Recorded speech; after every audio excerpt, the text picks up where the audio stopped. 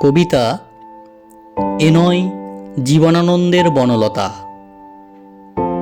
কলমে ও কণ্ঠে হেমন্ত কোনায়। অনেক হেঁটেছি, হাঁটছি, এখনো হেঁটেই চলেছি। পুরাণের যুগ থেকে ঘোর কলিতে এসেও থেমে থাকেনি, থামেওনি অসভ্য জগতের গুহাচিত্রেও, এমনকি কলমের কাগজেও।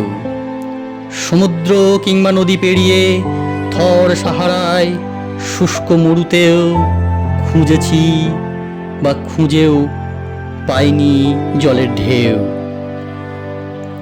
কামনমত্ত মূল নিবাসী মেয়েটির অশ্লীল চাহিদায় তৃপ্ততা দেখতে চাইনি কেউ।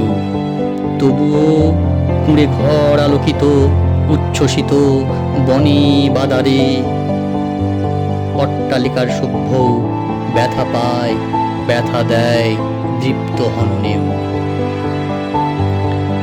হেঁটে হেঁটে আমাজন জঙ্গল থেকে মেরু প্রদেশে এসে ক্লান্ত না হয়েও সমুদ্রের ঢেউ গ্রাস করেনি আমাকেও। কোনো নাটোর, বরিশাল, চট্টগ্রাম নয়, ধীরে বেগে মনের গভীরেও মেলে না কবির বনলতা সেনো। অন্ধকার কিংবা মেদুর সন্ধ্যা নেমে আসলেও এখন আর ফেরে না সে পাখি, ফাঁকা অথচ নীরব বাসাও। যতই সুশ্রী শীতল মুখমণ্ডল হোক না কেন, ঝরে গেছে তার সব প্রেম আর আবেশ জড়ানো আবিলতাও। এ নয় জীবনানন্দের বনলতা, এ হলো বাসন্তিকা, বাসন্তিকা, বাসন্তিকা।